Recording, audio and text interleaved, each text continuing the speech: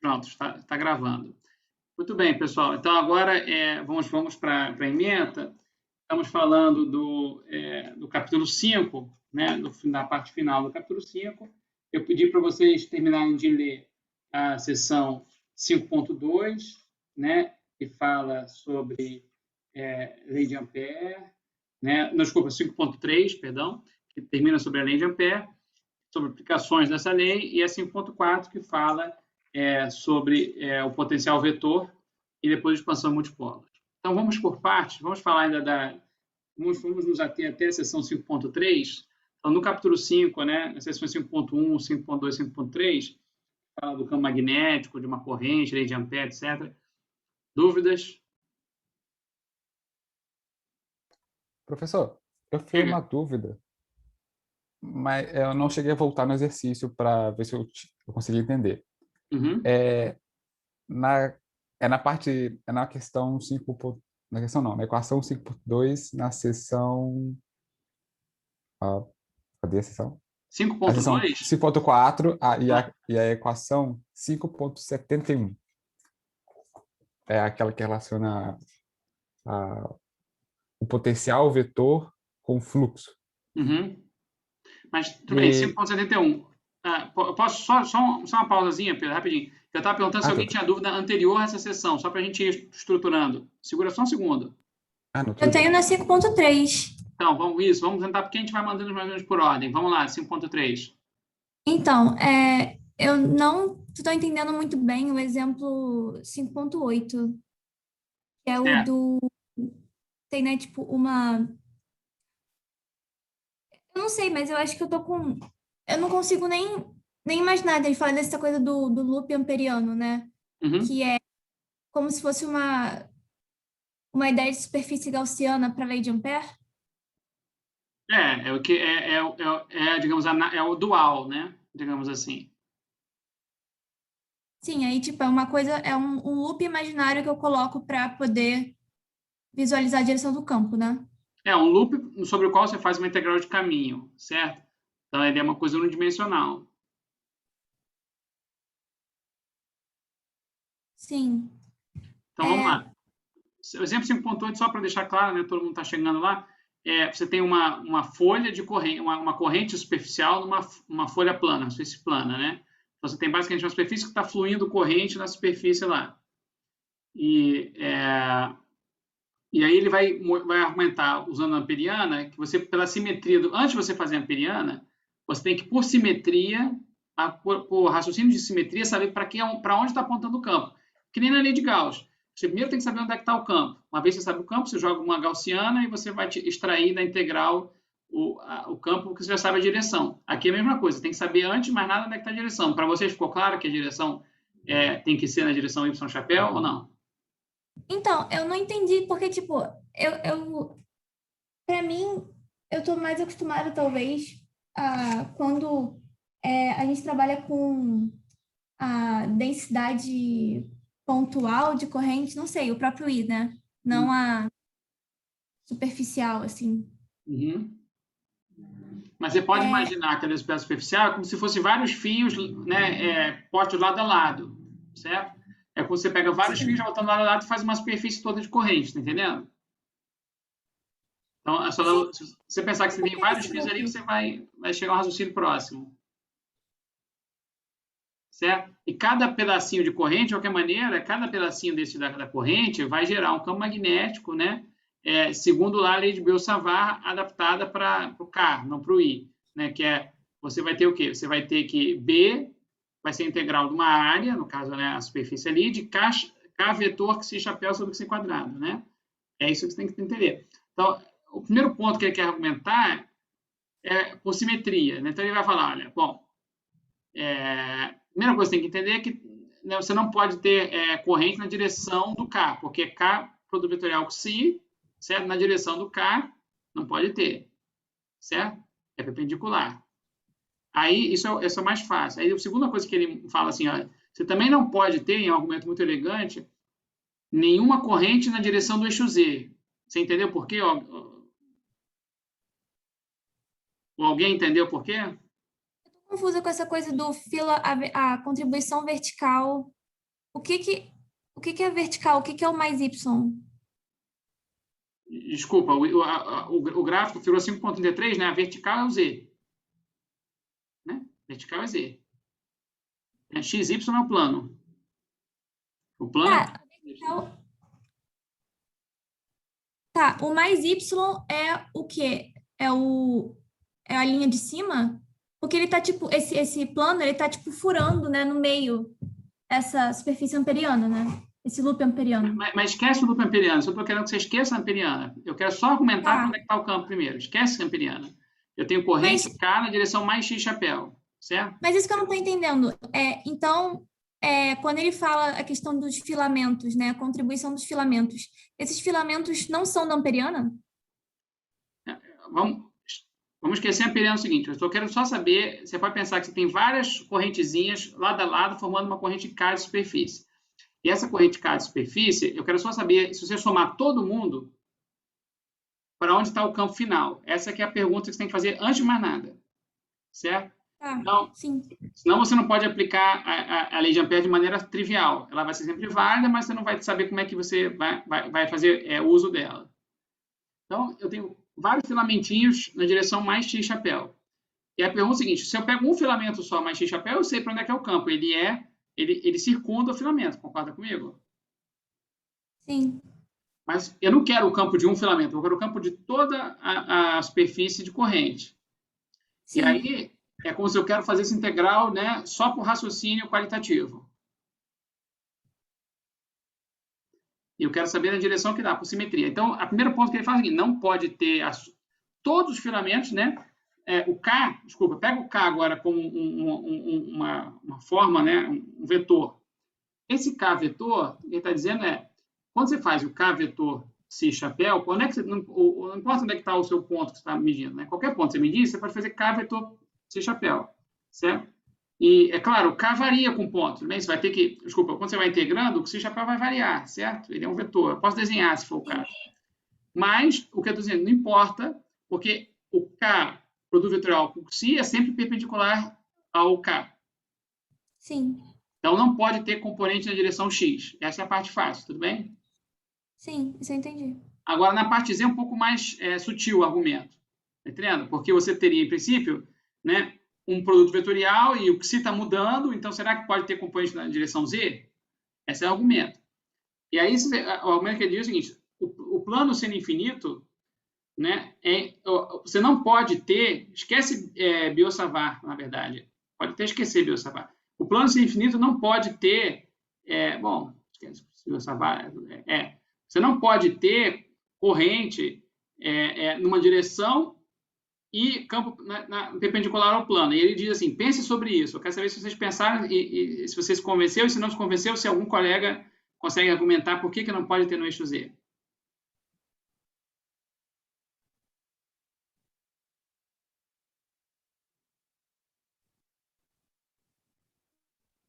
Alguém se voluntaria a me explicar por que não pode ter no eixo Z? Qual foi o raciocínio que vocês usaram?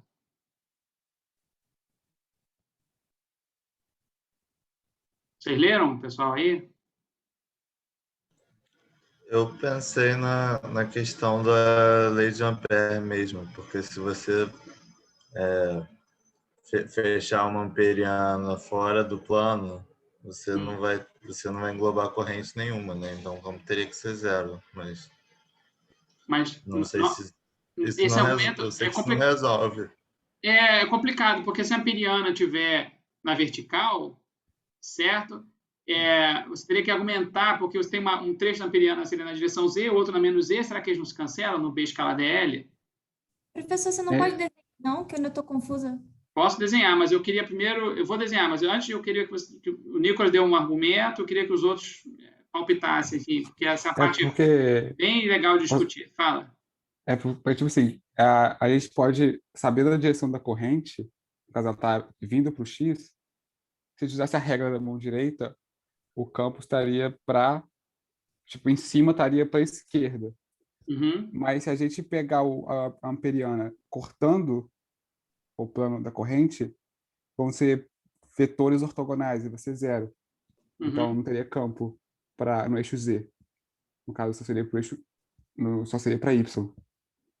Olha, mas aí que tá, não é, pela regra da mão direita, você pega um filamento, você vai fazer, né, ele circunda, né, mas quando você está circundando, tem hora que você tem como dizer para cima e para baixo. Não, mas nesse caso o plano é infinito, então você tem que considerar um sentido, não? Sim, mas como é que você prova que somando todo mundo não pode ter sobrar uma coisinha para no eixo Z? Hum. Vamos lá, pessoal, porque esses são os exemplos mais legais para uma aula invertida mesmo. Alguém mais palpita? Eu tinha pensado, mas eu acho que não está correta essa minha análise, não. Eu tinha pensado que é um argumento de simetria mesmo, porque o plano é infinito, então não deveria ter uma direção preferencial no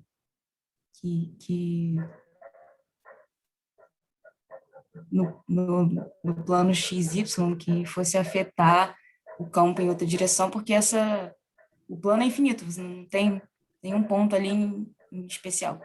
Mas eu não sei se é um argumento válido, porque a corrente tem uma direção preferencial, então isso mudaria. Então, exatamente. Carol, mas você está chegando bem perto do argumento final, é correto. O que você falou tem um pequeno buraco no seu raciocínio, que é o seguinte, lembra o plano infinito em eletrostática, com densidade superficial de carga constante? Lembra disso? Como é que é o campo quando tem densidade superficial de constante no plano infinito?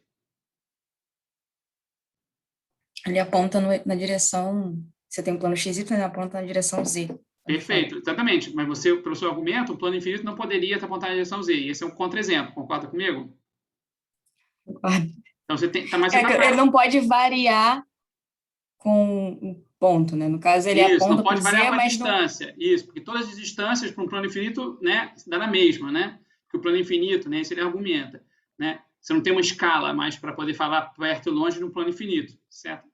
Enfim, então isso é correto, mas você não poderia ter como dizer, não é correto por causa do campo elétrico, que é o contra-exemplo clássico. Mas olha, a discussão está legal, vocês estão. O coletivo está indo na direção certa. Alguém mais palpita ou tem uma ideia? Professor, mas assim, eu ainda estou com dúvida, então não estou aproveitando a discussão, mas... Eu posso desenhar, Natália, porque eu queria primeiro, antes de induzir vocês, quando eu começo a desenhar, eu começo a induzir vocês. Mas você tem mais uma pergunta ou só quer que eu desenhe? É que eu não estou entendendo coisas essenciais da questão, sabe? Nem é ainda isso. Tipo assim, por exemplo, eu não estou entendendo como a gente pensa no que se chapéu, sabe? Como que, tipo assim, a gente integra nesse... Onde a gente integra? A gente integra no espaço, nesse plano todo? No plano todo. Eu vou desenhar aqui. Vou começar a desenhar, mas pode ir falando. Só isso. Então vamos lá. Tudo bem, eu vou desenhar, entendeu? Porque eu queria, de novo, quando eu começo a desenhar, rapidamente eu começo a induzir vocês. Eu queria... Eu acho que podia usar um argumento parecido com o que ele usou para o exemplo do toroide, que ele falou que se ele invertesse o sentido da corrente, o sentido do campo também teria que trocar o sinal do campo. Só que você mudar o sentido da corrente para o plano não faria muita diferença de modo geral. Perfeito, cara, matou a pau, é isso mesmo, esse é o argumento. Eu vou explicar agora com calma. Exatamente isso. Esse é o argumento. Então, vamos fazer com calma para todo mundo agora acompanhar todos os pontos. Então, eu tenho aqui um K que está dando nesse sentido, tá? Interrompam qualquer dúvida. Então, um K no plano todo, é um vetor, tem corrente andando nesse plano todo que é infinito e a corrente é no plano todo. Infinita corrente, se você quiser. Tudo bem até aqui? Como é que é a lei de Biot-Savart? Vou escrever aqui. μ0 sobre 4π, integral de quem? De K de R', as fontes estão sempre em R', vetor xi chapéu sobre xi quadrado de A'. Certo? É aqui? Natália, você que estava com dúvida no xi, mas me avisa por enquanto. Tá bom. Aí, tudo bem. O que significa isso na prática? Significa que eu estou pegando um elementozinho de área, por exemplo, aqui. Esse é meu dA, certo? Esse aqui é o vetor que liga minha origem ao dA, é o centro e o R', por todas as fontes, certo? E eu quero saber o campo num ponto arbitrário, aqui. Botei arbitrariamente ali, certo? E o vetor que liga esse cara ao P é o nosso C, tudo bem? Esse aqui é o vetor R. Isso aqui é igual a eletrostática, tudo bem? Tem um campo num ponto R qualquer, R' que está variando, e um Xi, que é a ponta, liga a minha fonte ao ponto que eu quero saber o campo, tudo bem?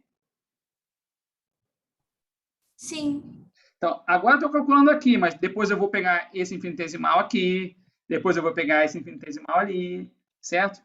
E, sim, eu vou pegar todo mundo, integrar, e eu quero saber o campo final para onde que ele aponta, tudo bem?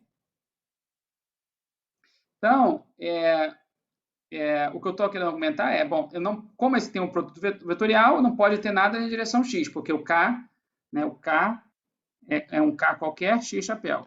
Então, o Bx é zero, foi o que eu estava falando antes. E o que eu quero argumentar é que o BZ é zero, mas o BZ não é tão trivial, foi o que eu estou falando aqui para o Pedro, que estava perguntando, etc., também para o Nico, é o seguinte, quando você faz o produto vetorial agora num ponto qualquer, esse x está numa direção qualquer, então, em princípio, para um dado dA, certo? Essa contribuição aqui vai dar uma contribuição no Z que não é zero, tudo bem? Sei lá, eu pego esse cara aqui, você pega esse ponto, tem um xi, o K está na direção x chapéu, você faz o produto vetorial, tudo bem? Esse ponto, se não tiver com outra coordenada x, esse xi vai ter componente x, y e z, todo mundo, e esse produto vetorial vai ter componente z em particular. Concorda comigo? Então, né, a contribuição devido a dA nesse ponto tem, nessa contribuição devido a dA vai ter um z e tem zero. Concorda comigo? A rigor, em geral, tá bom? Sim. O problema é que pela simetria, volta e meia, você vai ter um outro cara, que é um cara espelhado, que vai ter uma contribuição em DBZ que cancela aquela, entendeu? O problema é visualizar isso. Mas, como foi o Nicolas, quem falou aqui, acho que matou a pau, foi o argumento lá do toroide, o Arthur, eu esqueci agora quem falou. Quem falou agora o argumento que era certo? Quem acabou? Foi o Nicolas. Beleza. Então, o argumento é o seguinte, olha, como é que o Griffiths fala, assim, você não pode, no plano infinito, ter que o campo no ponto P aponte no eixo Z, e eu posso provar isso por absurdo. É o seguinte, vamos supor que tenha uma componente no eixo Z, tudo bem? Vamos supor que o campo ali tem uma componente aqui, tem uma componente para cá. Tudo bem? Estou botando só no eixo Z, mas por argumento. O que acontece se eu inverter a corrente? Bom, se eu inverto a corrente, quer dizer, se o K agora vai para lá, só botei um sinal menos no K. Certo? Pela lei de Biot-Savart, o que acontece se eu botar um sinal menos no K? O B vai ter um sinal menos, certo? Então, o B, quando eu inverter esse K, ele iria para cá. Tudo bem? Vou botar nas cores correspondentes. Né? Se a corrente K é vermelha, tá para cima. Oi. Só uma coisa, quando você se afasta, realmente não dá para ouvir nada. Mas eu não estou me afastando, esse laptop é meio maluco. Desculpa, não sei o tudo que bem, você está fazendo. mas o que eu quis dizer é o seguinte, quando eu inverto o K, eu inverto o B, concorda comigo? Porque se eu mudo o sinal de K, eu mudo o sinal de B. Concordo. Então, o que acontece é o seguinte, você no plano infinito mudar o sinal de K, certo? Não tem nenhum sentido físico. Por quê? O que significa mudar o sinal de K? Significa que eu, por exemplo, troquei o sistema de coordenadas para x ser menos x, tá entendendo? Eu rodei esse plano, tá entendendo? Você botar o K em menos K num plano infinito é a mesma coisa que você girar o sistema de coordenadas, certo? E não posso, a componente Z do meu campo não pode depender se eu girei o sistema de coordenadas. Concorda comigo? Você não pode, entendendo? Um plano infinito, você está acima do plano, se eu inverter o sentido da corrente, não pode, de repente, estar se aproximando, porque você está, como se estivesse olhando o plano do outro lado. Certo? Eu não posso estar olhando o plano daqui e ver, aqui tem o Z vertical para cima. Eu olho daqui, o B é vertical para baixo. Não pode, tá entendendo? E você trocar o sentido da corrente é a mesma coisa que você trocar o ponto de vista no plano infinito. Não pode mudar o sinal. Conclusão, BZ tem que ser zero. Ficou claro ou ficou escuro?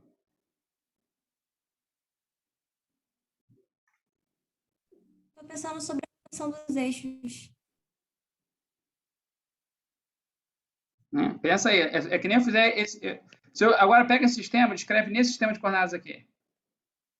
É porque mesmo quando você rodar esses eixos, por exemplo, mandar o X para trás e o Y vai ficar para a esquerda, né? Mas não importa, na verdade. Vai ficar.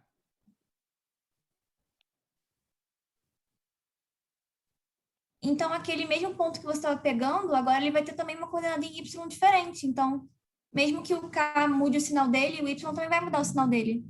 Mas olha só, esquece, estou dizendo o seguinte, o campo B aqui, quando você mudar, olha só, o K é tudo vetorial, né? O vetor é uma operação vetorial tipo essa, K, vetor, esse chapéu não depende de coordenadas, porque é tudo está escrito vetorial de forma arbitrária aqui. Mas o ponto é, você tem razão, o Y muda. Se eu botar o X e o Y, se eu mandei o sistema, né, de Strawge, muda. Mas quando eu fizer assim, eu tiver corrente para cá, certo? Isso aqui é equivalente a uma corrente em menos X no desenho anterior, não muda nada, certo? Porque é que nem você está falando assim, eu posso pegar outro ponto, pega esse ponto aqui, tudo bem? Pronto, esse ponto ali. E você concorda que dá na mesma, tá entendendo? Porque o plano infinito, onde você pega, o ponto não é importante. Plano infinito, né? Esse ponto tem que dar o mesmo campo naquele outro ponto. Plano infinito, tá entendendo? Então, nesse ponto aqui, você vai ter mudado o x e o y, só mudou o, desculpa, você não mudou o y, mas mudou só o x. E não pode mudar a corrente, não pode mudar o campo no eixo Z. Você não pode estar num ponto que você atrairia uma corrente ou repele. Ou você atrai ou você repele, entendeu? A resposta não pode ser ambígua, dependendo de onde você põe o sistema de coordenadas. Ficou claro? É sutil esse aqui, você tem que pensar mais uma vez até você se convencer, mas é muito elegante, é muito poderoso esse argumento de simetria. Certo?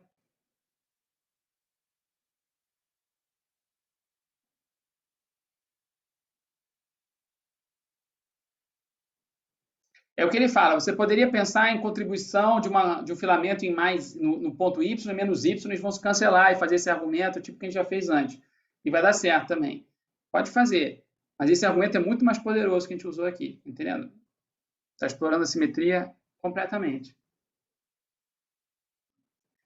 Quando ele fala filamento, ele está falando os fios, né, que compõem esse plano, né?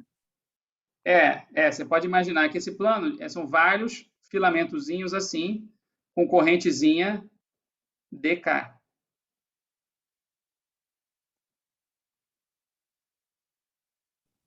Ah, tá. Mas eu estava pensando, quando ele falava filamento, ele estava falando em um dos aros do loop do amperiano.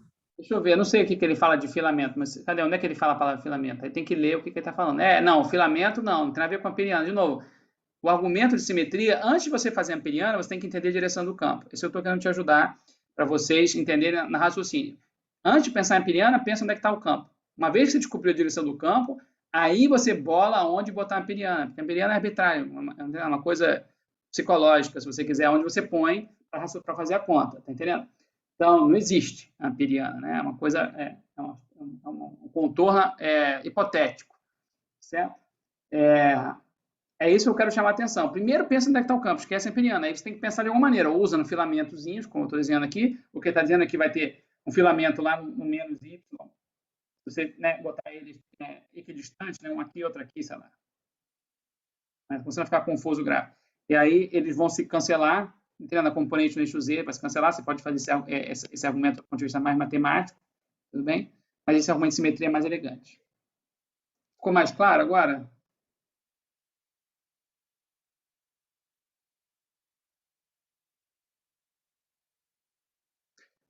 Quem tinha proposto outros argumentos também, né, entendeu agora? Quer dizer, a Carol tinha chegado perto, mas tinha esse pequeno detalhe ali, né, ela tinha visto lá, porque, de certa maneira, você tem uma direção privilegiada nesse plano, que é a direção da corrente. Então, isso tem uma direção, realmente. Mas, esse argumento do eixo Z, ele se mantém, certo? Aí sobra só a componente no eixo Y, e uma vez que você mostra que só tem campo magnético no eixo Y, aí as coisas são mais fáceis. Você joga amperiana e sabe fazer o produto escalar. Né? O que você quer saber é como é que é o produto escalar, porque aí você pode tirar o B fora da integral, etc. Sim, ficou mais claro agora. Eu tinha uma pergunta no próximo exemplo, não sei se a gente já vai passar. Vamos. Por mim, sim. Eu tinha uma pergunta um pouco antes. Podemos ir para trás. É só na equação depois da 53, Uhum. que Eu não entendi direito esse J que está dependendo do R. O J depende do R, porque, em princípio, a corrente depende da posição que você está analisando. O que essa equação de Ampère, lei de Ampère, no modo diferencial está dizendo, que é hot de B igual a M0J, essa equação, né? É o seguinte, em cada ponto R, tem um JR e o hot naquele ponto. O hot pode variar ponto a ponto e o J varia ponto a ponto. Nessa equação, a corrente está no ponto R. Eu não estou integrando, entendendo? Então, não existe R' aqui mais. Então, em cada ponto do espaço, você vê qual é a densidade de corrente naquele ponto. É um vetorzinho J. E ali vai ser o hot de B naquele ponto. É local. Não sei se era essa dúvida. Ah, tá. Sim, era isso mesmo. Então, obrigada. É isso. Quando a gente integra, a gente começa a ter dois vetores, né? O ponto de onde você quer o campo e o ponto onde você está integrando. Aí a gente precisa separar o que é R, o que é R', e a gente sempre usa linha para as fontes, que são as correntes. Mas aqui, quando você escreve na forma diferencial, não tem R' mais, certo? Não tem integral. Então, é tudo R. Tudo bem. Então, se alguém tiver uma pergunta anterior, avisa, senão a gente vai, por exemplo, 5.9, eu acho, que era onde estava a dúvida, né? A próxima, né? Se eu não me perdi. Então, vamos. Minha dúvida é isso, que é o do solenoide. Uhum. A minha dúvida ficou quando ele tenta argumentar que não vai ter campo nessa direção radial. Certo. Porque ele diz que não tem carga, não tem corrente englobada. Eu não consegui entender porque não tem corrente englobada, porque se você traça uma amperiana que corta o solenoide, não vai ter um ponto que a corrente vai ter que passar pelo amperiano? Você tem razão. Então, vamos lá. Você está dizendo se todo mundo entendeu a pergunta, só para ficar claro, se você fizer uma amperiana tipo a figura 5.36, certo? Isso. Que está cortando o solenoide, sei lá, transversalmente, né? Você está dizendo que ali, em princípio, tem alguma corrente na vertical passando ali, e você vai ter uma corrente englobada, e, portanto, o integral de B escala dl não é zero. Essa é a sua pergunta, certo? Certo. Tá. Tem duas maneiras de você pensar isso. A maneira, assim, do engenheiro, pragmática, pega o solenoide, enrola o fio numa direção, quando chega lá em cima, você enrola agora descendo. De modo que você faça assim, ó. E assim, na prática, que você vai fazer. Então, exemplo 5.9. Vai fazer isso aqui. Se você ficar claro.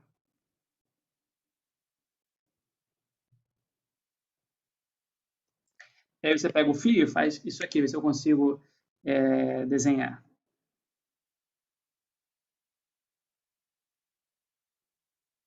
Vai fazer poucos fios, senão vai ficar uma bagunça o desenho, tá? Aí você chega aqui em cima, dá uma volta e desce, tá? Mantendo a enrolada na mesma direção. Tá entendendo o que eu estou dizendo? Eu vou fazer a descida pontilhada, assim. Tudo bem o que eu estou falando aqui? Uhum. E aí você vai sair com a corrente por aqui. Então, a corrente entra aqui e sai ali. Tudo bem? Tudo. Quando você faz isso, você vai ter uma parte subindo, uma parte descendo, e naquela soma amperiana você vai ter uma corrente subindo, uma descendo, e a soma, que é vetorial desses caras, dá zero. Tá. Até aí, tudo bem?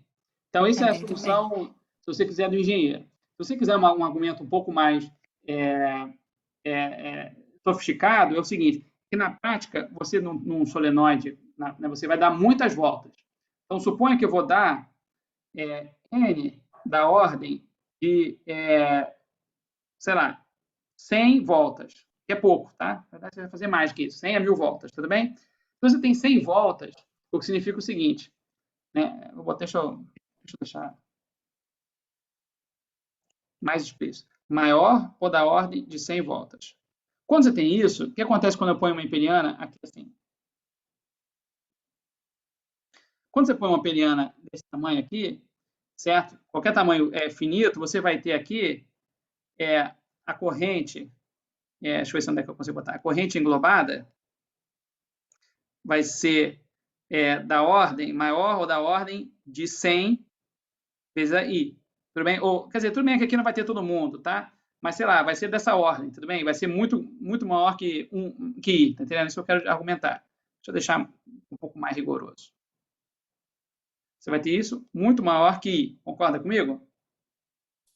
Sim. O que é que você vai traçar? 50, 100 voltas ali dentro. Então, o que acontece é dominado completamente pela corrente na direção φ-chapéu. A componente vertical, isso se eu fizer se eu fizer 2 voltas, eu estou dizendo é que você pode fazer o caso onde você faz assim, e pode ter o caso que não sobe e desce, só faz que nem na figura 5.34, só sobe ou só desce, tá bom? E aí, mesmo no caso que não sobe e desce, só sobe ou só desce, o que na prática quer dizer é que integral nessa amperiana, deixa eu fazer na mesma cor.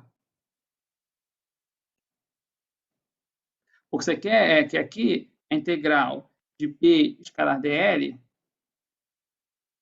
vai ser um número pequeno. Desculpa, esse aqui não vai ser pequeno, esse vai ser grande. Então, chama esse cara aqui de, sei lá, chama esse aqui de integral, I não é um bom nome, vou chamar esse aqui de I minúsculo, integral 1. E quando você faz uma amperiana assim,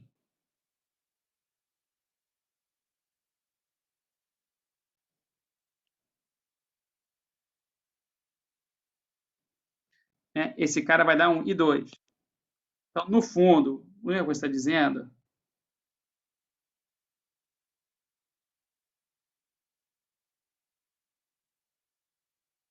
a única coisa que está dizendo é que I1 vai ser muito maior que I2. Só isso que está dizendo. Você está querendo argumentar que, mesmo que tenha passando uma corrente ao longo do cenário, ela é tão inferior às outras que vai ser uma contribuição muito inferior à outra componente e que depende de quantas voltas você dá. Se eu der 1000 voltas, 10.000 voltas, tá entendendo? Então, a gente costuma ignorar essa contribuição, mas num solenoide que não vai volta, a rigor tem, tá entendendo? Um extrazinho. É que eu achei esquisito, porque ele disse logo de cara que era 0 e passou para a próxima sem muito comentário. Ele está usando a aproximação que a 5.34 é a 5.35, a figura, que é só uma corrente K superficial, né? É assim que a gente vai fazer a rigor a conta. Mas, a princípio, você tem um resquício na direção vertical, mas, de novo, é um resquício, tá? Porque, na prática, em qualquer circuito elétrico, um solenoide tem 100 ou 1000 voltas ou algo desse nível, tá bom? Ele faz um argumento parecido com o do plano do exemplo anterior, que ele diz que se você tivesse um campo na direção radial, se você virasse o solenoide de cabeça para baixo, esse campo teria que mudar de sentido. Isso. Que não faz sentido o campo na direção radial mudar por causa disso. E não faz sentido o campo radial mudar por causa disso, exceto que, se você tiver como ela está falando aqui, se você tiver uma correntezinha muito pequenininha no eixo Z, porque você tem, né, na verdade, um extrazinho que está subindo, quando você inverte o solenoide, essa corrente também inverte, tá entendendo? Então, o radial vai inverter um pouquinho também. O argumento, no final das contas, é que não deve ter corrente nenhuma, na aproximação que você não tem corrente nenhuma radial, tudo bem? A rigor, né, deixa eu começar uma nova figura, senão isso aqui está muito bagunçado.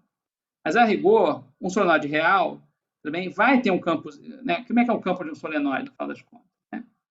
Vamos ver se eu...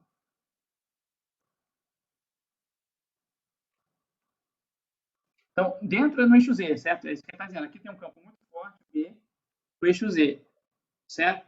Esse é o argumento. E lá fora o campo seria basicamente nulo, tudo bem?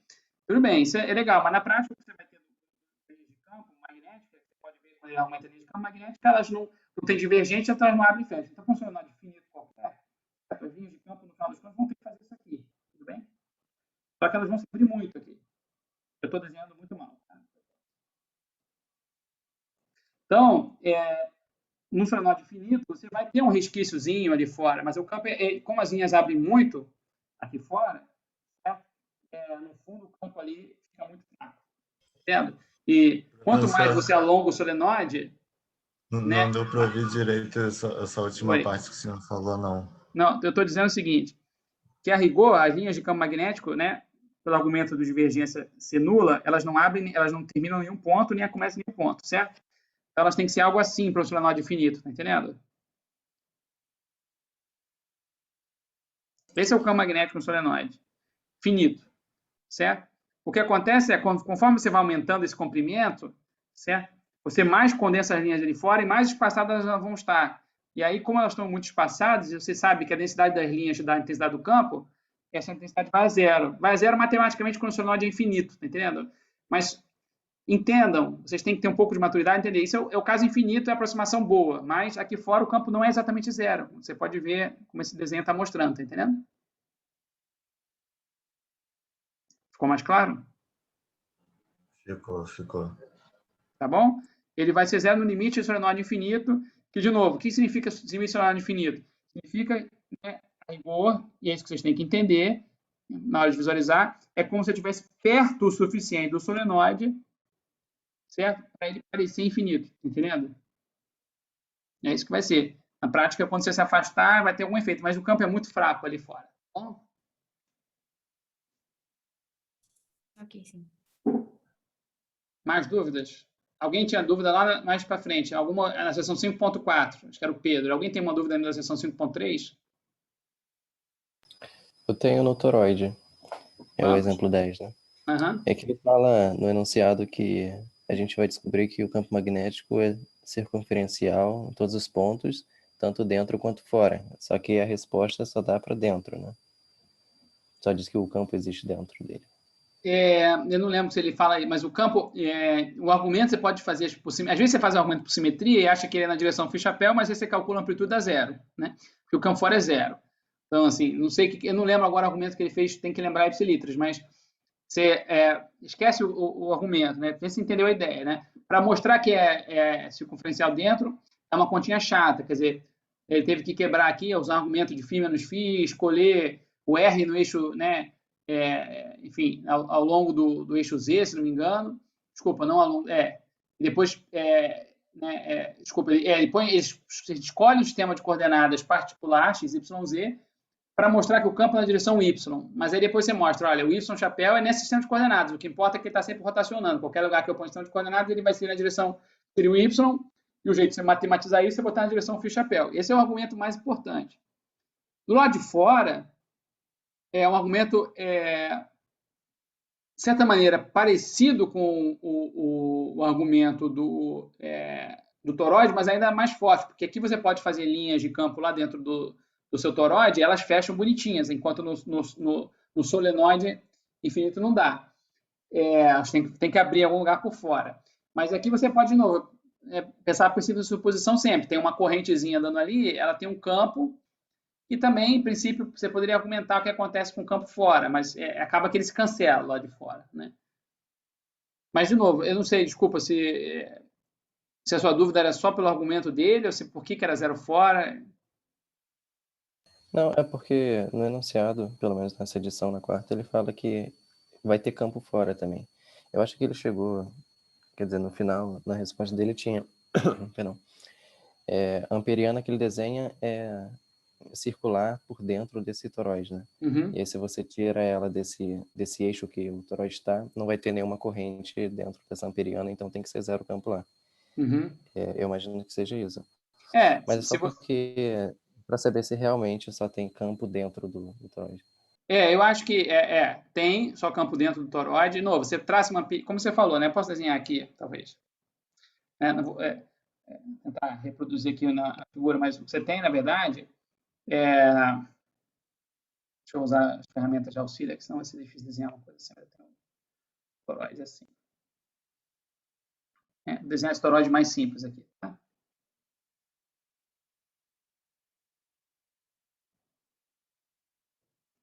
Então,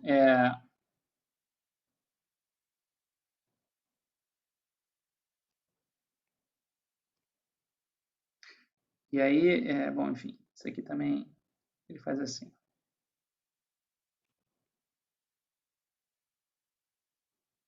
Então, aqui também está por isso que tem um buraco ali.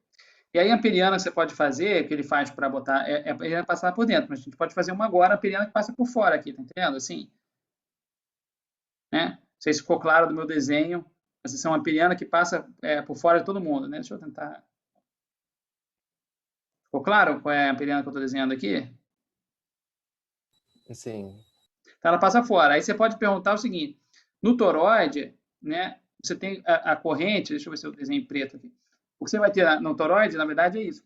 A corrente ela vem a rigor assim, vem para cá, desce para o outro canto, volta, e aí vai voltar, né, ligeiramente para o lado, né, como se fosse um solenoide. Né? No fundo, é isso aqui. Né? Ficou claro como é que é, né? Tudo bem. Então, você pode perguntar o seguinte: se eu passo uma periana aqui e faço integral fechada de B escalar dr, isso tem que ser M0 is englobado sempre. E aí a questão, enclausurado, sei lá. E a questão é, quanto que tem? Aí você vai pegar esse cara aqui por dentro, e você vai ver que em cada ponto eu vou ter uma corrente subindo, mas eu vou ter também uma corrente descendo. Vai se cancelar para todo mundo, vai ser assim. Tá? Então, você vai ter um cancelamento. Todo mundo que sobe entra para um lado positivo, depois para o negativo. Então, nesse caso aqui, isso vai ser igual a zero. E aí, se você já se convenceu que ela é circunferencial, esse cara também vai ser B vezes o L, que é a circunferência. E aí, pronto, o campo B, né, φ, vai ser zero. Esse é o argumento.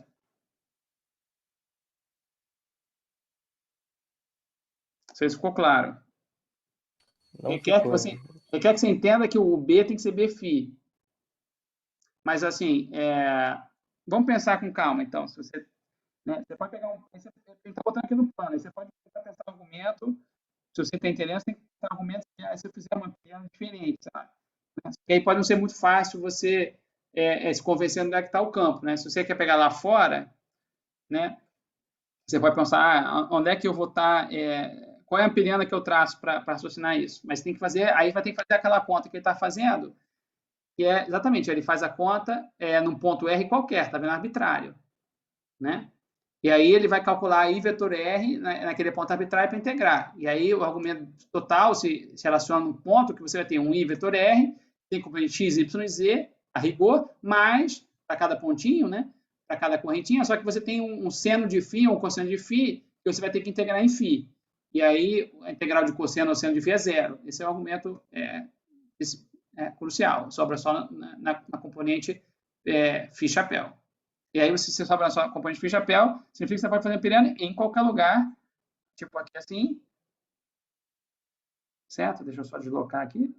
Que tem que dar o mesmo argumento, porque você vai saber fazer integral de B escalar dr, na direção φ, esse argumento vai dar Bφ vezes zero e vai dar zero. Ficou claro? Só tem campo lá dentro. Sim, sim. Tá? É porque o argumento dele é o seguinte, na direção φ chapéu, esquece dentro ou fora. Aí ele convence que é na φ chapéu. Mas quando você faz a conta pelo integral de B escalar dr, você mostra que fora é zero. Na prática, pensa assim, ele mostrou que não pode ter componente R chapéu nem θ chapéu. Ah, beleza, já sei fazer a lei de Ampère. Aí quando você faz, dentro da diferente de zero e fora da zero. Talvez o argumento tenha sido meio confuso, mas ficou mais claro agora? Sim, deu para entender pelas contas que ele fez. Perfeito. Tá bom. Mais algum exemplo antes do potencial vetor? Ou não? Mais alguma pergunta, quer dizer? Então, acho que, Pedro, você que tinha dúvida no potencial vetor, quer voltar lá? Eu queria. É mais sobre um exercício do livro.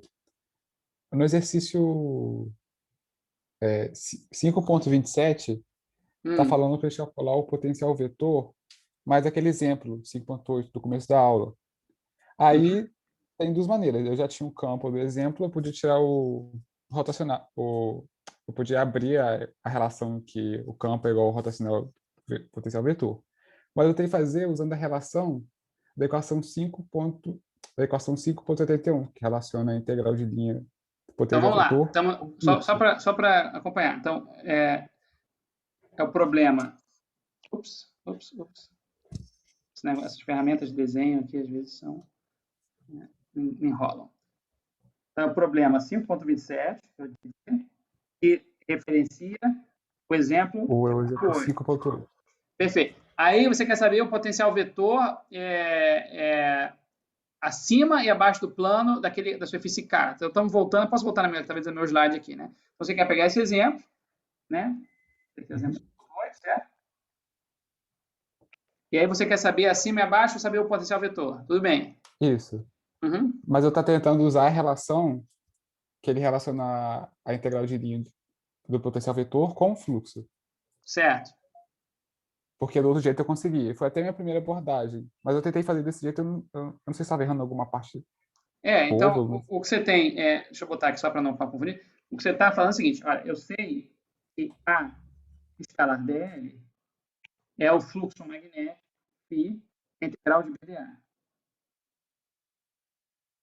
Tudo bem? Na superfície aberta, cuja borda está integrando no escalar dl. Tudo bem? Isso. E significa o seguinte, significa que, né, tem uma analogia entre essa equação e a lei de Ampère. Certo? Então, né? Então, se você souber fazer pela lei de amperiana, né, vai poder fazer, só saber quem é o φ englobado, como se fosse, né, em vez da corrente englobada, é o fluxo total ali naquela região, e aí você vai poder tirar o A dessa maneira. Até aqui tudo bem? É que nem ele faz, que tem um exemplo 5.12, algo assim, que ele faz isso, certo? Tudo bem. Mas aí a sua dúvida em particular, qual foi agora? Eu queria encontrar esse potencial vetor usando essa relação. Porque Você quer usar essa relação aqui? Tá. Isso. Então, eu significa tentei fazer, não sei se estava errando alguma coisinha, mas eu não estava enxergando. Significa fazer um tipo de amperiana aqui, certo? Pensar na amperiana que seria mais adequada. Tudo bem? Para não ficar muito confuso, eu vou redesenhar aqui. Então, eu tenho K nessa direção, certo? E, só para completar, aqui é Z, né? Aqui é X, e aqui é Y. E aí o argumento é qual é a amperiana que é mais adequada? É sempre essa questão. Se você faz a amperiana que nem no exemplo 5.8, certo? Era uma amperiana adequada para pegar a corrente que estava passando ali dentro, certo? Ele faz uma amperiana assim, não é isso? Que passa aqui embaixo, certo? Isso. Você pode raciocinar, tudo bem. Eu já sei também desse exemplo qual é a resposta, né? O B, ele é na direção Y chapéu, certo? Mais Y menos Y está acima ou abaixo do plano. Então, vamos só copiar aqui a resposta, né? Da K, Y chapéu, K sobre 2, se não me engano, Y chapéu. Deixa eu voltar aqui. É K sobre 2, né? Cadê? Isso, K sobre 2. K sobre 2, né? É que eu perdi agora onde é que está esse negócio. Peraí. É impressionante, eu não consigo achar às vezes as coisas. Tudo bem. K sobre 2, achei. Mi0 K sobre 2, na direção Y chapéu, se você está no Z negativo, e com menos Y chapéu, se eu estou no Z positivo. Muito bem. Então, você sabe o B. Tudo bem? Que nem você tem que supor que eu sei o B para aplicar essa expressão. Se eu aplicar essa amperiana. Se você aplica essa amperiana, bom, quanto é o fluxo de B nessa amperiana? 0, certo? Então, eu vou chamar essa amperiana de 1 aqui. Certo? Então, se você aplica em 1, né, a integral de A escalar dl vai ser o fluxo, que é 0. Até aqui tudo bem? Tá, entendi. Até aqui tudo bem. Agora, se eu fizer... Você pode pensar outra amperiana agora, assim. Só para raciocinar. Chama essa aqui de 2. Na 2, integral de A escalar dl, quanto que dá esse cara aqui? Aí, depende. Como é que se você botar ela realmente bem no meio, assim, passando pelo plano, né, você vai ter um campo passando na direção Y chapéu e outro na direção Y chapéu que se cancelam. Então, se você não fizer assim, separado igual, como é uma integral de B escalada de A, eu vou ter B para uma direção, B para outra direção, se cancelando. Então, pode dar 0 assim. Concorda comigo? Sim, pelo causa do fluxo, entendi. Isso. Agora, se eu ponho uma amperiana parecida, só que aqui em cima... Desculpa. Isso é em cima do plano. Estou tentando desenhar bem em cima daquela outra amperiana ali. Certo? Aí você tem que agora dar um nome aos bois, né? Se esse aqui tem altura H e largura W, certo? Aí você vai ter que... Chama-se de 3. Certo? Aí você vai ter que... escalar dl, que é o seu fluxo na fase 3, E aí, B escala DA. Bom, o DA, você pode escolher arbitrário, né? Porque é um cara aberto, né? Você põe o DA para cá, pela regra da mão direita, eu estou fazendo a periana nesse sentido, né? E aí, nesse caso, eu estou com DA na direção mais Y, o câmbio no eixo Z dá menos, aqui tem o sinal menos nesse caso, que eu estou acima do plano. Então, esse fluxo vai dar negativo, né? Porque o B na direção e o DA na outra, porque eu escolhi DA, por acaso, naquela direção, mas vai ser menos μ0 K sobre 2 vezes a área, que é a HW. Te ajuda ou não te ajuda? Aí podemos discutir já, mas eu estou só raciocinando com você como você poderia aplicar esse raciocínio nesse caso, tá bom? Entendi. Esse aqui não foi tão útil, porque, de novo, você está com, não sei, tem esse H e W, tem que raciocinar como é que seria, tudo bem?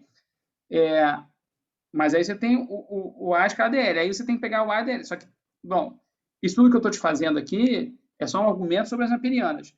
O argumento anterior sempre de você fazer amperiana é, primeiro, por simetria, saber para onde eu estou apontando o campo A. Certo? Para onde o campo A pode apontar. Então, nesse caso, eu tenho B e na direção Y chapéu em cima, desculpa, Y chapéu embaixo e menos Y chapéu em cima. E a pergunta que tem que se fazer é para onde o A pode apontar. E lembra, o A ele costuma seguir a direção da corrente, certo? Isso. Então, a pergunta é, será que o A vai estar na direção X chapéu? Você tem que se convencer disso. Se você diz, olha, em cima e embaixo, na direção X chapéu, e aí, entendendo? Se você está argumentando, olha, a corrente é constante, na direção A deve estar na direção de K, certo?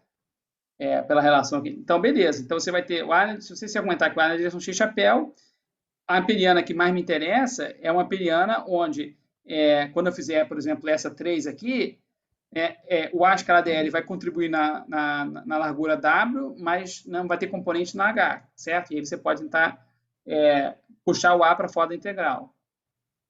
Mas você tem que primeiro se argumentar. Então, você acha que o A vai ser na direção X chapéu, nesse caso? Não vai? Não sei se você está com dúvida nesse quesito. Não, eu segui o que o Grilo falou. Eu assumi que a corrente estaria... Não, o potencial vetor estaria no mesmo sentido que o fluxo de corrente, porque quase sempre é assim, pelo menos o livro está escrito assim. Uhum. Mas eu acho que estava errando porque eu estava usando a periana do próprio exemplo, eu não refiz igual você fez. Isso, a periana tem que adequar à sua necessidade, tá entendendo? As coisas falam, a periana é uma coisa meio psicológica, assim, é meio abstrata, você pensa nela para te ajudar a raciocinar ou fazer uma integral psicológica, eu estou brincando, né? Mas é uma coisa abstrata, que você põe onde convém, porque a lei de Ampère é válida a qualquer amperiana, certo? Mas nem todas são úteis, é que nem gaussiana, né? Não é toda gaussiana. Eu fiquei enviesado com o exemplo. Você foi enviesado. Então, nessa 1 aqui, o problema nessa 1 enfim, é que quando você vai ter o A na direção X, nessa 1 não tem ninguém está na direção X, então vai dar zero sempre, não é útil. Tá? Agora, se você põe essa 2 ou essa 3, pode ser útil, tanto a 2 quanto a 3, tá? A 2 porque vai dar zero, mas você tem que ter, né? Aqui está implícito que eu tenho, tipo, um H sobre 2 e um H sobre 2 aqui, desculpa, ficou mínimo aqui, né? Não, ficou muito pequeno. Vou botar isso não, depois, na hora de imprimir isso para mandar para vocês, fica ilegível. Mas eu estou supondo que estava cortando bem no meio, pode ser útil ou não, ou só acima ou só abaixo, certo? De novo, mas é fácil, você põe o K na direção X, o A vai estar na direção X, tudo bem? Vai estar, e aí quando você fizer essa amperiana, você vai ter que A escala DL, então só fazer na direção no 3, por exemplo, o A escala DL, o problema é o seguinte, que se o A não depende da altura, né, você pode ter que, eu vou ter o A escala DL numa direção e na outra se cancelando, mas aqui, nesse caso aqui embaixo, né, o que eu sei? Na 2, né, vou pegar na 2. Então, isso aqui deu AX, certo? Só que vamos pegar a parte, vou pegar a parte acima do plano e abaixo do plano. Acima do plano, então eu vou ter A na direção X, vezes essa largura que eu vou chamar de W, certo? E abaixo do plano, eu vou ter o quê? Se o A for na direção X, só que aqui, olha, trocou o sinal da amperiana. Então, aqui vai ser menos, vou botar aqui, a X, vou deixar bem explícito aqui. A X em Z maior que zero, nesse ponto acima, né, vezes a largura, menos a X em Z menor que zero, vezes a largura. Isso tem que ser válido sempre. Concorda comigo? Sim, você concorda. E isso vai ser zero. Então, corta o W, não importa, e você está concluindo daqui que AX de Z maior que zero é igual a AX de Z menor que zero. Já é uma informação para você. E o A não depende se está acima ou abaixo do plano. Tudo bem? Ah, sim, entendi. Já é uma informação. Agora, eu quero saber qual é o valor dele. Então, zero não é o mais interessante. Então, você pega, tipo, a equação 3 agora, onde não é zero, e tenta fazer ela, certo? Mas eu já sei que o A não depende de onde está. Aí, quando você pega essa 3, deixa eu pensar o que vai acontecer aqui. Deixa eu ver se tem como fazer. Se vai dar alguma coisa. Porque aqui eu sei que deu um cara que não é zero, e aí, o que vai dar a escala de A? Eu vou ter... deixa eu pensar aqui. Eu vou ter uma componente ali... Vai cortar o W? O que eu tenho que ter é isso aqui, olha. Eu vou botar isso, tem que pensar como é que eu faria isso. Deixa eu pensar aqui como é que eu vou fazer. O ideal é você botar isso em alguma altura, porque aqui, né? Deixa eu redesenhar. Quando você faz uma periana assim, tem que dizer a altura. Acho que o mais fácil vai ser botar esse cara de baixo em z igual a zero e esse cara num z arbitrário. Tá entendendo o que eu estou falando? Uhum. E aí, quando eu fizer isso, chama isso aqui de 4. Tudo bem? Quando você faz isso, aí pode botar a largura W aqui. Eu vou pegar o caso 4 aqui. 4. Integral de A escalar dl vai ser igual ao fluxo 4, que vai ser menos μ0k sobre 2, W vezes Z. A altura H agora é Z, tudo bem? E isso vai dar o quê? Vai me dar o campo... vamos lá, vai me dar... vou botar uma direção também aqui e aqui. Então, isso aqui vai me dar o AX do ponto... o AX no ponto Z, certo?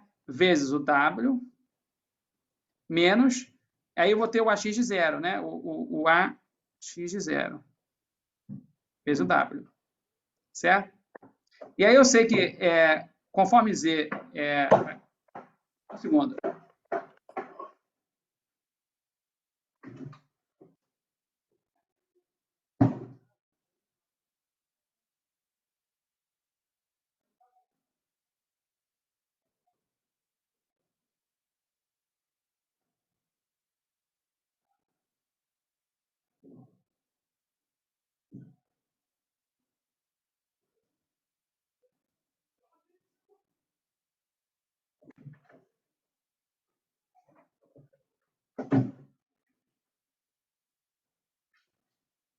Oi, pessoal, desculpa. Bateção aqui. Muito bem. Onde estávamos? Já me perdi. Assim, estamos calculando o campo, o AX, né, no ponto Z qualquer. Né? E aí daqui você vai conseguir mostrar que, bom, o W cancela aqui. E aí você tem que o AX menos o A de zero vai ser menos μ0k sobre 2 vezes Z. E aí, se você argumentar que se esse AX de zero, na verdade, eu posso sempre fazer ele igual a zero, né? Porque o potencial vetor é sempre definido a menos de uma constante, né? E daqui você, então, vai poder mostrar, se você quiser, que o AX de Z vai ser menos μ0k sobre 2z. Só que eu só fiz a conta para z maior que zero. Faz de novo para z menor que zero. Entendeu? Não, entendi. Mas vê que essa questão, quando você resolve com rotacional, ela fica bem mais fácil. Tá bom, é isso. Aí você conclui aí depois para o eixo Z, desculpa, para o Z menor que zero, mas na verdade a resposta a gente já fez, né? Porque a gente já, enquanto a gente estava raciocinando, a gente mostrou já que não dependia da altura, né? Positivo e negativo, a gente tinha mostrado isso aqui, né? Então, essa resposta vai ser válida sempre, certo? Só que o Z muda de sinal, então deve ter um módulo, alguma coisa assim. Tudo bem? Não, tudo bem, entendi agora. Perfeito. Ótimo, pessoal. Mas estou gostando. Vocês realmente trouxeram várias dúvidas. Mais dúvidas? Nesse desenho que você fez, você botou uma amperiana sobre o plano, né? Uma das dessas linhas, a linha de baixo está no z igual a 0. Uhum. Mas, nesse caso, no magnetismo, também tem aquela descontinuidade do campo? Você tem razão. Quando você põe z igual a 0, você tem que tomar cuidado com questão de descontinuidade. Você pode pensar nisso. E vai ter realmente uma descontinuidade, sim, no campo B. Note que não tem problema, porque mesmo que o B seja descontínuo, o que me interessa aqui é o fluxo. O fluxo é a integral de B escalar dA.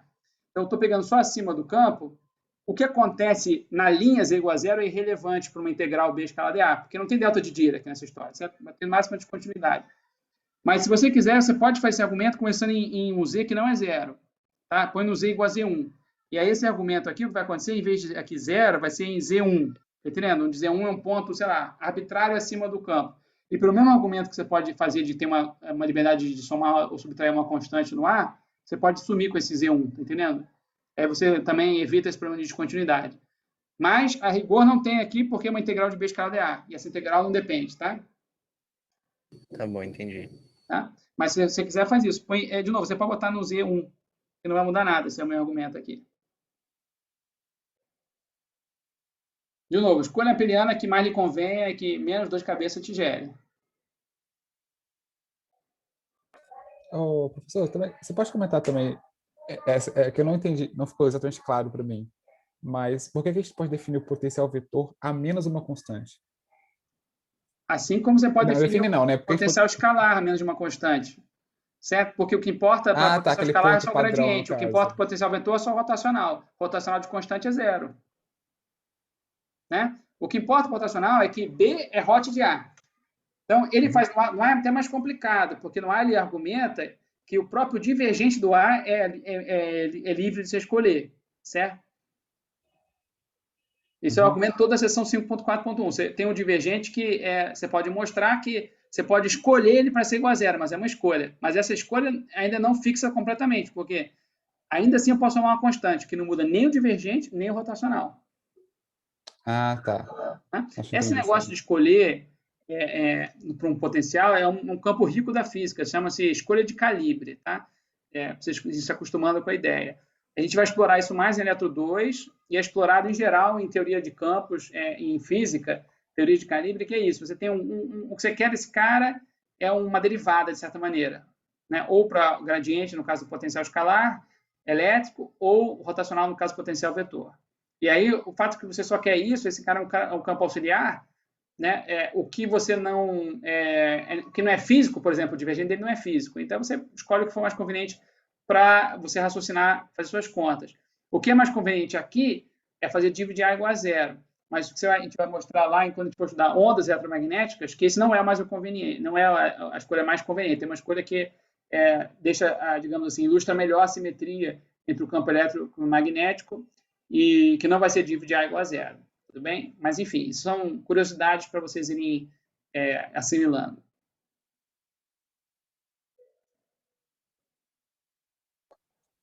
Só mais uma coisa, não é relativo à matéria, mas a gente estava comentando, a gente tem um grupo da sala, a gente comentou essa semana a possibilidade de você adiar a entrega da lista.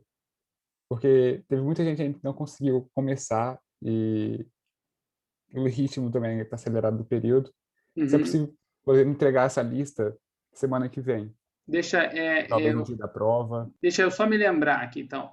A lista está prevista para depois de amanhã. Isso, dia 27. E vocês queriam botar para quando? A gente não definiu uma data, mas adiar, porque muita gente, pelo menos relatos, não conseguiram começar a lista ainda. Ou eu estou entendendo. Não, eu vou dizer o seguinte, vamos lá. O meu objetivo de ter posto a lista para depois de amanhã era que fazer a lista é uma boa maneira de estudar para a prova. Certo? Porque essa lista nem cobre o capítulo, a parte final do capítulo 5, acho que não tem potencial vetor na lista, não nos exercícios para entregar, e também não tem nada do capítulo 6, que vai ser um pouquinho da próxima aula. Então, eu não tenho problema em vocês entregarem depois, mas fazer a lista é muito importante para poder chegar preparado na prova. Esse que é o meu argumento, entendendo? Se for unanimidade na turma, tudo bem, eu posso adiar um pouco a lista, não muito também, para não embaralhar o nosso calendário, mas poderia. Isso não, não tenho grandes problemas com isso. Tá? Mas entenda, assim, se você deixar fazer a lista depois da prova, está meio contraproducente. Tudo bem, talvez passar limpo, né, dar aquela refinada para entregar, já que vale ponto, tudo bem. Mas, assim, só não muito. Então, talvez, não sei. Mas é a opinião de todo mundo isso? A minha também. Eu acho que é muito conteúdo em pouco tempo. Esse capítulo 6, ele eu não cheguei nesse capítulo. Ele é difícil? Ele tem contas complicadas? Não, eu não acho. Ele não é mais conceitual.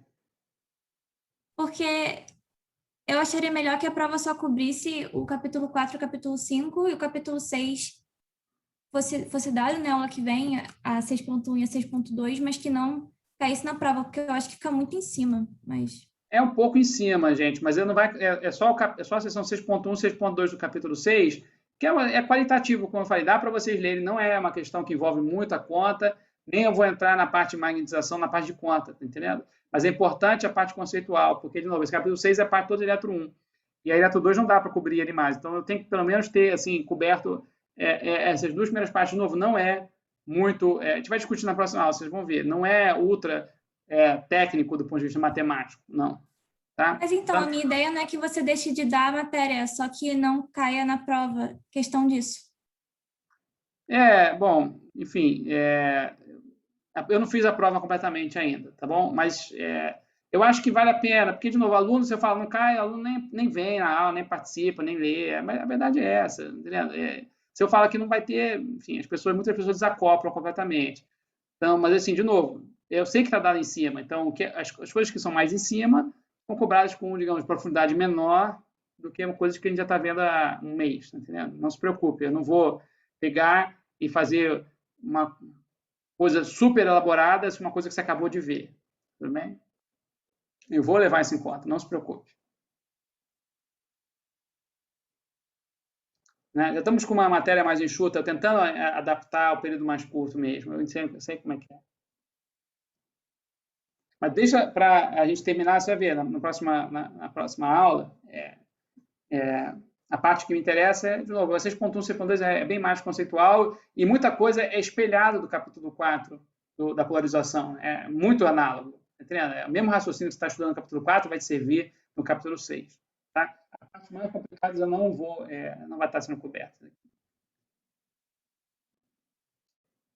Alguma outra dúvida, gente, da parte do capítulo 5? Antes de chegar no capítulo 5. Na matéria, eu tenho dúvida. Uhum. Sobre esse passo que ele deu, ainda sobre o potencial vetor. É que ele disse que ele vai ter a forma da equação de Poisson, e daí ele diz que, bem, a gente já viu isso, então a expressão para ele vai ser aquela parecida do potencial, que a gente já tinha antes. Esse passo eu não lembro. Por ser somente uma equação de Poisson, por que a gente pode assumir isso? Porque o que ele quer mostrar é o seguinte, quando você faz a escolha de A igual a zero, que é uma escolha, você chega na equação 5.64, que é o Laplaciano de A menos μ0j, ou seja, o Laplaciano de A é basicamente dado pela fonte. Né? Ou seja, Laplaciano de AX é μ0jx, etc. Então, fica igualzinho a equação para o potencial V, certo? Quando você tinha Laplaciano de V, era ρ sobre ε0, tudo bem? Então, você pode fazer, simplesmente uma justaposição, olha, o que você tinha em V, você vai ter aqui, só que são 3 equações, não uma. Mas para cada componente x, y, z é igual. Então, você pode construir uma equação que é tudo igual, análoga, né? Troca letras, né? Onde tinha ρ, vai aparecer o j, só que agora jx, jy, jz, o que for, né, apropriado. Então, esse é um puro argumento de equivalência das equações. Né? Mesma equação, mesma solução. É só aí, não tem muito mais elaboração que isso. Não. O fato de ser vetorial, talvez, esteja te... Isso, eu tinha confundido. É porque o Laplaciano desse vetor é para cada uma das coordenadas. Né? Separa das coordenadas x, y e z, você vai ver que você vai ter 3 equações laplacianas iguais. Cada uma delas tem uma solução totalmente análoga. Só que você pode escrever as 3 mais compactas com uma equação só vetorial, tudo bem? Mas, no fundo, você poderia, enfim, escrever elas separadas, se quiser, para x, y e z. Né? Essa é a vantagem, né? E, de novo, isso decorre na nossa escolha de A igual a zero. Tudo bem? que a gente vai fazer ao longo aqui do curso de Eletro 1 é sempre essas coisas que a gente está fazendo aqui.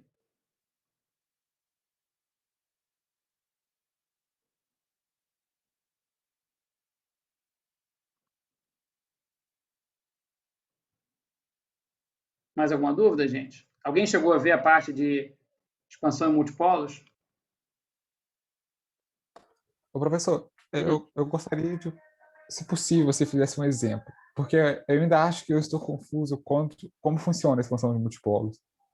Até mesmo na parte de polos mesmo. Aí eu acho que seria, sei lá, gostaria de poder ver um exemplo, como é que Posso funciona fazer, mas exatamente. algum exemplo em particular que você queria que eu fizesse? Me explique. Um exemplo em que sentido? Por exemplo, tem um da lista que tem lá o disco com duas, tipo, densidade de carga de um lado e do outro. Mas eu fico confuso. Então vamos Quando lá. eu Aqui você falo, está falando da por questão 1 exemplo, da que... lista, é isso? Não, tipo, é a resolução de expansão de multipolos no geral. Por que os termos vão começar a se apagar? Vão ficar sendo lá. Eu não consigo entender o que ela vai me ajudar na expansão de multipolos. E tem muito pouco problema disso no Griffiths. Calma, então vamos. Você está falando da expansão de multipolos geral, inclusive para o campo elétrico, é isso? Você está entendendo? Não, no dipolo, cara. Do campo elétrico também. Mas pode resolver desse de campo magnético, que é bem análogo à equação, pelo menos.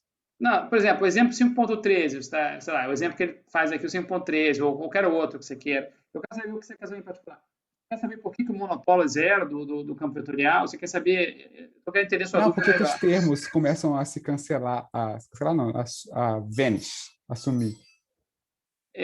Não, porque é o seguinte, vamos lá. Você pode ter uma simetria onde algum termo suma. Então, vamos pegar no caso do capítulo 3, que é onde vocês estão talvez mais maduros, e é um pouco mais fácil a matemática, porque o raciocínio é ser igual. Tudo bem? No capítulo 3, e a parte da questão da lista também é essa, né? Pega lá a expansão em multipolos do potencial escalar. Tudo bem? Então, sei lá.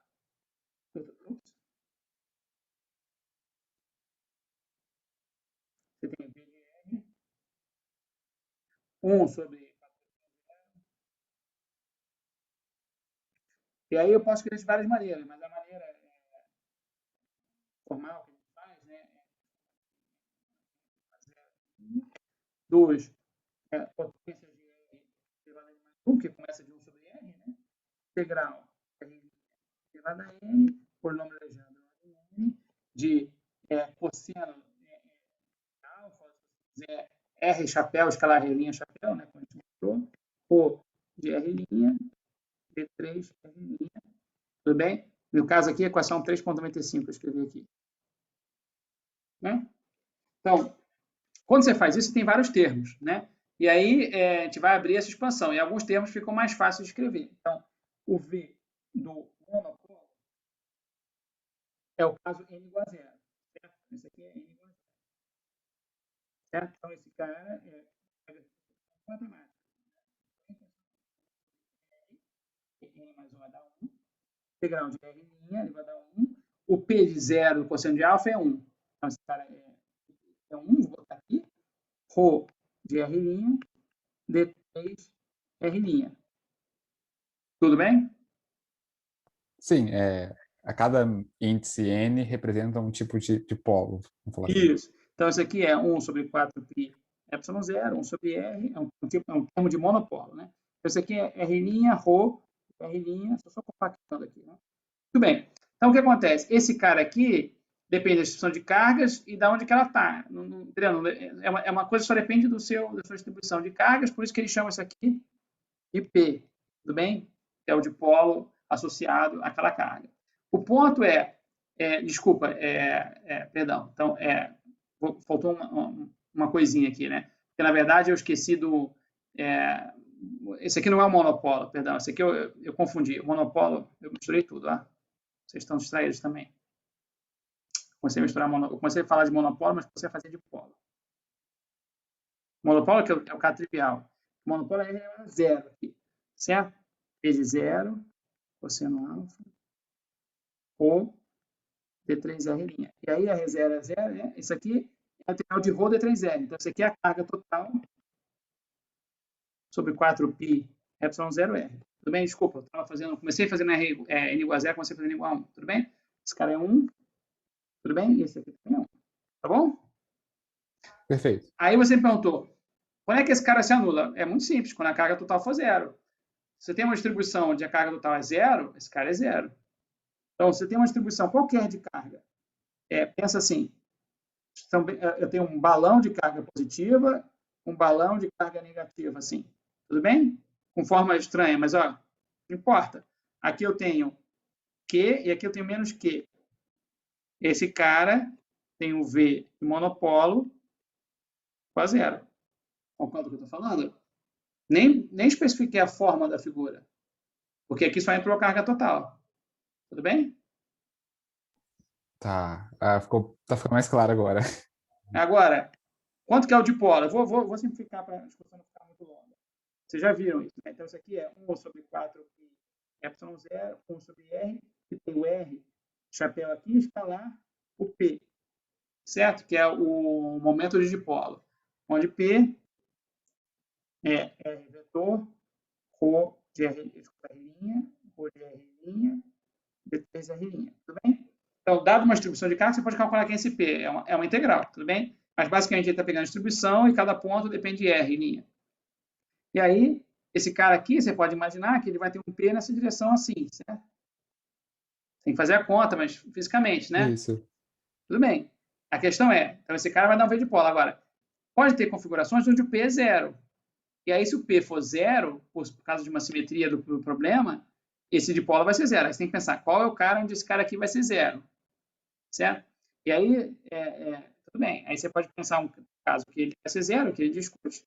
É um caso onde você põe isso aqui. Se você fizer uma distribuição assim, ó. Um quadrado, por exemplo, assim. Mais, menos. Você faz uma distribuição assim, era para ser um quadrado, né? Calcula quem é esse cara, põe a origem aqui no centro para facilitar. Se você fizer a conta, você vai chegar que P desse cara é 0. Tudo bem? Portanto, o V do dipolo desse cara vai ser 0. Tá entendendo? Agora... Entendi. Então, os termos se anulam, quando fala que os termos se anulam, é dada a distribuição de carga que a gente está trabalhando. Isso. Então, para dar uma distribuição de carga, né, essa distribuição de carga tem carga total 0, então não tem monopolo, e tem momento de dipolo 0, também não tem dipolo. Tá entendendo? Então, você pode ter uma distribuição que tenha todo mundo, uma que tenha só monopolo, uma que tenha só dipolo, uma que tenha monopolo mais dipolo, etc. Tá entendendo? O que ele está dizendo é, como esses caras vão com 1 sobre R, em geral, se você está muito longe da distribuição, quem domina é o principal, é o que vem primeiro, a não ser que ele seja nulo. Certo? Então, nessa distribuição, se você estiver muito longe, né? Então, V de R vai ser longe da distribuição, eu só escrever assim, sem matematizar muito, vai ser o quê? Vai ser proporcional, perdão, eu vou botar igual, não, vou botar proporcional.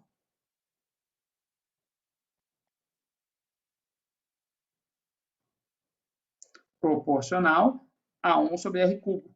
Certo? Por quê? Porque o dipolo é 0, dessa distribuição aqui, certo? O monopolo é 0, então o cara que vai com sobre R é 0, o cara que vai sobre R quadrado é 0, só vai sobrar 1 sobre R cubo.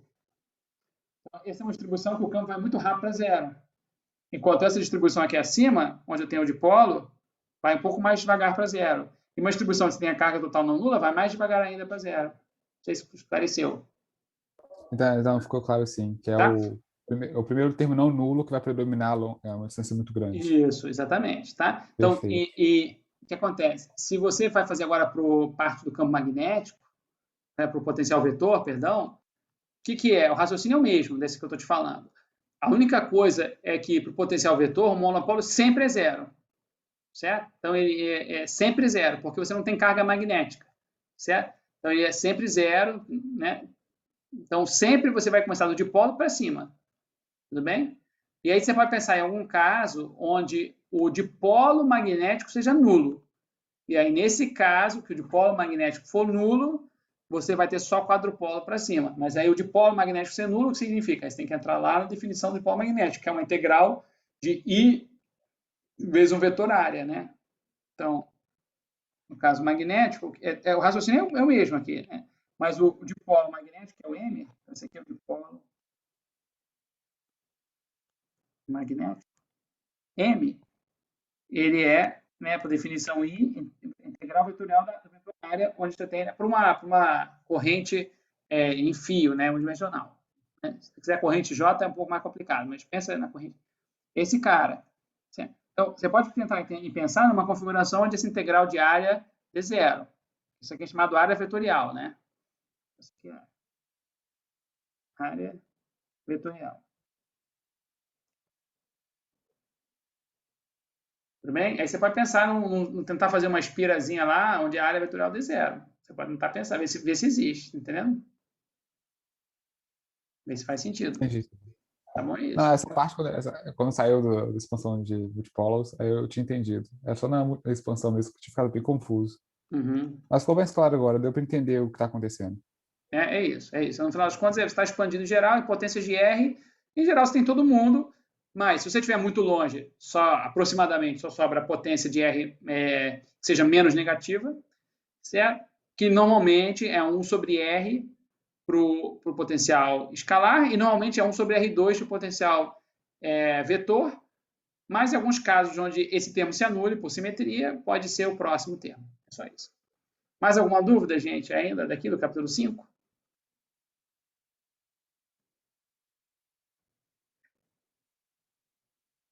Muito bem, pessoal. Acho que hoje foi a melhor aula invertida que a gente já fez. Realmente vocês trouxeram várias dúvidas. Acho que foi bem mais produtivo isso do que se eu tivesse feito esses exemplos todos ao vivo aqui, vocês tentando seguir o raciocínio, porque vocês tiveram tempo de pensar e assentar o raciocínio e chegar aqui. Para a próxima aula, sessões 6.1, 6.2, para encerrar o curso, nossa última aula, o último gás, o último esforço de vocês. Não de novo, é mais conceitual um pouco, tudo bem? E muita coisa é análoga que a gente viu no capítulo 4 para polarização, tá? São coisas análogas que a gente viu aqui, que a gente vai discutir, tudo bem? Então, por favor, eu vou fazer, não é aula invertida, eu vou fazer, mas é bom se vocês tiverem dado uma olhada, né? Aproveita para a prova também, para aproveitar melhor a aula. Qualquer outra dúvida da lista também, podemos tirar. E como eu falei, depois eu retorno para vocês as pessoas que tiveram dúvidas na prova. Tudo bem? Prova P2 no mesmo esquema da P1. Assim, na próxima aula nós temos também que, me lembrem, por favor, não me deixe passar sem fazer, a gente vai separar, definir já a hora de todo mundo para as provas oral, tudo bem? Hora e dia para todo mundo. Vocês já me passaram as restrições de vocês no Slack, acho que todo mundo já passou, e a gente define na próxima aula. Ok, pessoal? Mais alguma coisa? Oi. Eu posso só fazer uma perguntinha na questão da lista que eu estou meio travada, rapidinho? Pode. Claro. A questão 3 da lista, que eu acho que é similar a um exemplo que tem até no Griffiths, só que no Griffiths é com uma esfera só. Você tem uma esfera que está num campo elétrico dado lá. Acho que é similar a esse problema, só que agora você tem 2 esferas. A questão é que a gente sabia resolver esse problema porque eu escolhi o meu eixo de coordenadas de maneira conveniente também. A minha questão só para saber se meu raciocínio está certo. Eu vou resolver para uma das esferas que eu sei resolver e vou ter que passar essa resposta para essa origem que está desenhada na questão. Eu resolvo para um... Diga, conclua. Pode falar. Porque eu sei, uma vez que eu estou no meu centro de coordenadas, está no centro da esfera, eu sei usar, né, a expansão em multipolos, eu sei a expressão disso em termos de R e θ nesse sistema de coordenadas. Eu vou conseguir fazer isso para uma esfera, analogamente eu consigo fazer para outra. Só que eu tenho que juntar essas respostas num dado sistema de coordenadas ali, que eu tenho esses vetores aí, R1 e R2, e eu tenho que aplicar essa condição de contorno de que o potencial na superfície das duas vai ser igual. Não é isso? Exatamente. Então, você tem, muito bem. Então, eu tenho duas esferas metálicas que estão ligadas, têm o mesmo potencial, isso você já sabe. Né? E aí, o que você tem que pensar tenta ver se te ajuda isso. Tenta pensar em termos de o que está acontecendo aqui, em termos de polarizar esse meio. Porque são condutores, Mas, de certa maneira, quando você aplicar o campo, né, você vai separar cargas positivas e negativas, certo? Então, você, no final das contas, vai estar polarizando essas esferas, entendendo? Quer dizer, não só elas vão estar no mesmo potencial, mas a carga total delas, suponho que elas sejam neutras para começar, elas vão ser inverso uma da outra, certo? Uhum. Eu acho que talvez seja mais fácil raciocinar dessa maneira. Quer dizer, é um problema que, se você... eu só quero uma expressão mais ou menos aproximada, mas pensa assim, eu estou polarizando esse cara, quer dizer, eu tenho um campo externo e vou ter somado a isso, né, os potenciais devido a essa polarização que eu fiz ali. Tudo bem? Assim, de certa maneira.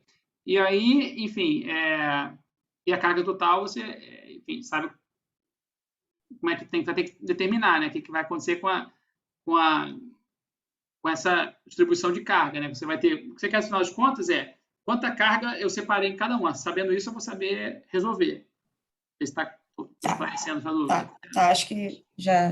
uma vez você tem uma imagina eu estou esse problema para você. Tem duas esferas de R1 e R2. Uma tem carga Q1, outra tem carga Q2. E quando você calcular as coisas, que você saberia, certo? Tá, Só que agora você tem que entender que essas cargas não são livres, né? Q1 e Q2, né? Como você tem um campo ali, né? O que sai numa veio da outra, né?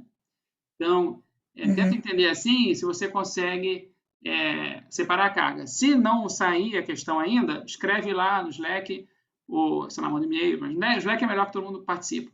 E precisar mais algum toque, a gente, né, conversa mais. Mas talvez tenha ajudado. Me ajuda sim. Tá bom, então. Obrigada, professor. Nada. Mais alguma dúvida ainda da lista, antes de encerrar, pessoal? Ou, sei lá, últimas perguntas? Bom, se não, nos vemos quinta-feira para a nossa última aula. E bom estudo para todo mundo até lá. Tchau, gente. Até a próxima aula, gente. Tchau, pessoal. Até mais.